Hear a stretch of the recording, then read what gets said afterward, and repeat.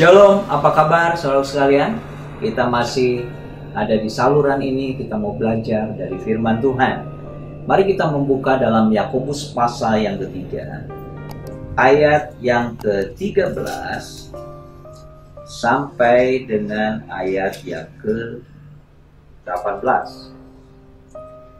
Demikian firman Tuhan. Siapakah di antara kamu yang bijak dan berbudi? Baiklah ia dengan cara hidup yang baik, menyatakan perbuatannya oleh hikmat yang lahir dari kelemah lembutan. Jika kamu menaruh perasaan iri hati dan kamu mementingkan diri sendiri, janganlah kamu memegahkan diri dan janganlah berdusta melawan kebenaran.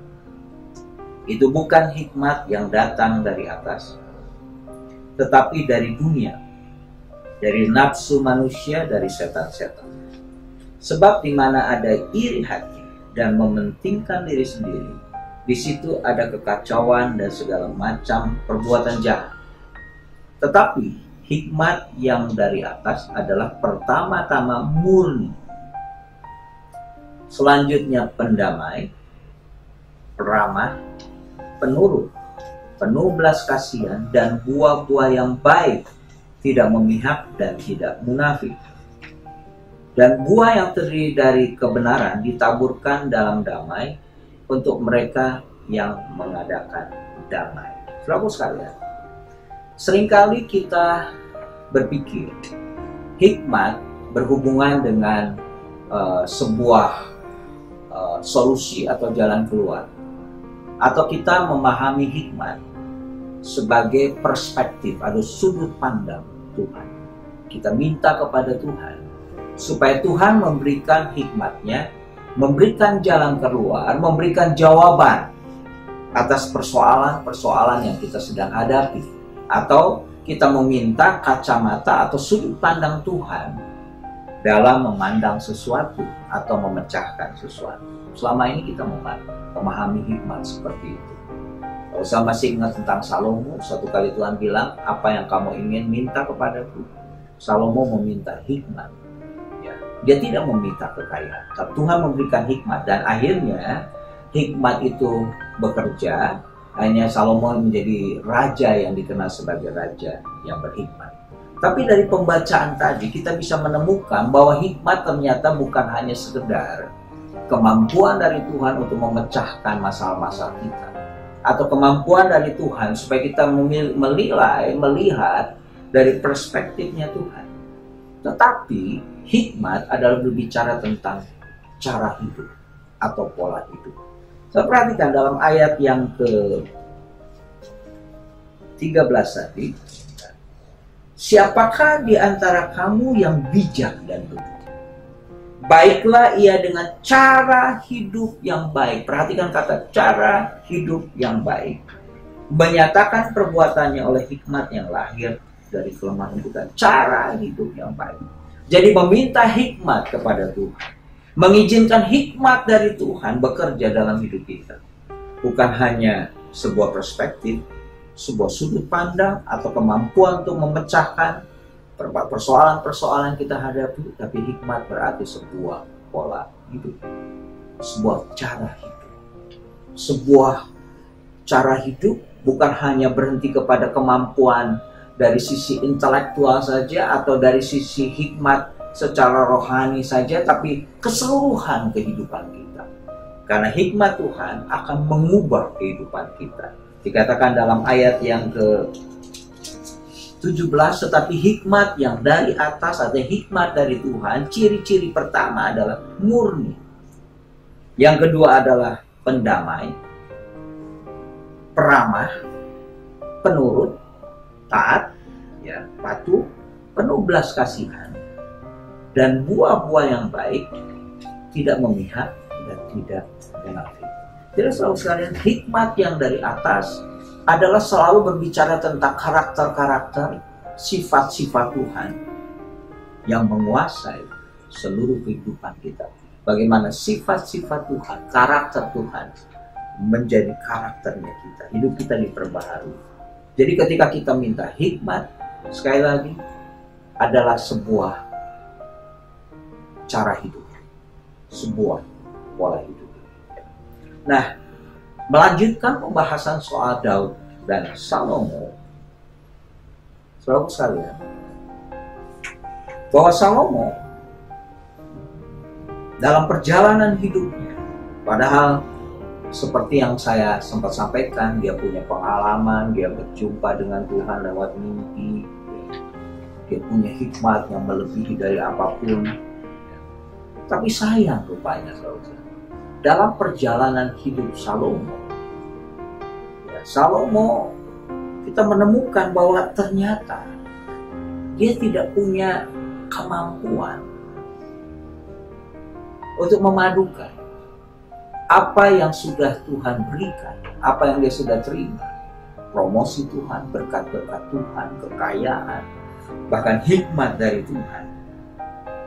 Itu tidak membuat Salomo menjadi orang yang mengambil pilihan-pilihan yang benar, atau tidak mengambil keputusan-keputusan yang benar dalam kehidupan sehari-hari, dikaitkan dengan kerajaan, dikaitkan dengan karakter Tuhan. Artinya gini, saudara, dia tidak punya kemampuan menghubungkan apa yang dia sudah terima, kerajaan, berkat, hikmat. Dia tidak punya kemampuan untuk menghubungkan dengan tujuan Tuhan, menghubungkan dengan karakter Tuhan. Akibatnya apa, saudara? Saya sebut, ternyata dia tidak punya sebuah ketertarikan perkara-perkara rohani. Dia tidak selalu melihat dari kacamata rohani dalam perjalanan hidup. Ternyata hal-hal yang hebat yang dia terima, kerajaan yang begitu aman, orang-orang memberikan upeti tanpa sadar, itu mengikis hal-hal, keputusan yang berhubungan dengan perkara-perkara Tuhan dan berhubungan dengan pengenalan dia akan Tuhan. Padahal tadi kita baca dalam Yakobus bahwa hikmat dari Tuhan itu bukan hanya berhenti kepada kemampuan untuk memecahkan masalah, tapi juga sampai kepada perubahan cara hidup, perubahan pola hidup. Bagaimana maksudnya? Saya percaya semua kita rindu diberkati. Semua kita rindu dipromosikan oleh Tuhan. Boleh nggak kita minta seperti itu? Tidak salah. Tapi seringkali saya sebut berkat itu kalau tidak hati-hati bisa menjerat kita. Berkat jadi jerat. Harusnya berkat membawa kita semakin mengenal Tuhan. Tapi yang terjadi adalah berkat itu menjerat kita. Nah, dibutuhkan sebuah kemampuan untuk menjaga setiap saat. Tentunya Roh Kudus yang akan memampukan kita, supaya kita ingat bahwa berkat yang Tuhan sudah berikan kepada kita justru membawa kita semakin mengenal Tuhan, membawa kita mengambil keputusan-keputusan atas pilihan-pilihan yang kita hadapi. Kita memilih yang terbaik. Dalam hal ini kita selalu punya ketertarikan menghubungkannya dengan tujuan kerajaan. Sayang, memang Salomo, ya, saudara, kalau ada seseorang langsung jatuh, tentunya tidak mungkin langsung jatuh. Dia jatuh kepada penyembahan berhala. Ternyata ada proses yang mengawali sebelumnya, sehingga dia tidak punya kemampuan, tidak berdaya. Bayangkan dia bertemu dengan Tuhan lewat mimpi, dia tahu bahwa kerajaannya diberikan oleh Tuhan semesta alam, tapi seolah-olah dalam perjalanan hidupnya dia lupa bahwa semua dari Tuhan.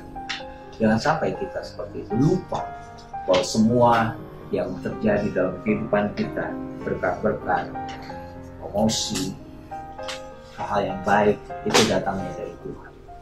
Tapi sayang, Salomo akhirnya jatuh. Kenapa? Karena dia tidak mengambil pilihan-pilihan yang benar, keputusan-keputusan yang benar. Nah, saudara sekalian, kalau kita belajar firman, kita menemukan begini: Yesus datang membawa yang namanya pertama kasih karunia, yang kedua adalah kebenaran. Ikut Tuhan itu yang pertama adalah bicara kasih karunia atau anugerah. Tetapi setelah kita menerima anugerah, Tuhan ingin kita hidup dalam kebenarannya. Anugerah kita terima dengan iman, kita syukuri. Tidak butuh usaha, tidak butuh perbuatan baik. Karena anugerah datangnya dari Tuhan, kita terima dengan syukur. Tapi setelah kita menerima anugerah, secara otomatis, secara alamiah, orang yang menerima anugerah, orang hidup dalam kebenaran. Kebenaran perlu diterapkan, kebenaran perlu selalu ditaati dalam kehidupan sehari-hari. Jangan hanya sekedar menerima anugerah, tapi terimalah juga kebenaran. Jalankan juga kebenaran. Bukan hanya menerima grace dari Tuhan, tapi kita juga hidup dalam truth, dalam kebenaran. Tuhan memberkati, biar Tuhan berikan kepada kita, supaya kita menyadari, kita sadar bahwa kita butuh Tuhan, semuanya datang dari Tuhan, dan kita selalu menghubungkan semua yang kita terima, baik yang baik atau buruk, apalagi yang baik, berkat, jangan sampai membuat kita terlena. Jangan sampai berkat-berkat yang kita terima menjadi jerat, tapi berkat itu ada sebagai pijakan untuk kita semakin mengenal Tuhan. Mari kita berdoa. Bapa, terima kasih. Biar Tuhan terus berbicara kepada kami. Tolong kami Tuhan, supaya kami dipenuhi dengan hikmat. Bukan hanya kepada kemampuan atau sudut pandangmu saja, tapi hikmat itu mengubah hidup kami menjadi sebuah pola hidup, cara hidup setiap harinya kami. Terima kasih Tuhan, dalam nama Tuhan Yesus. Haleluya. Amin. Tuhan memberkati.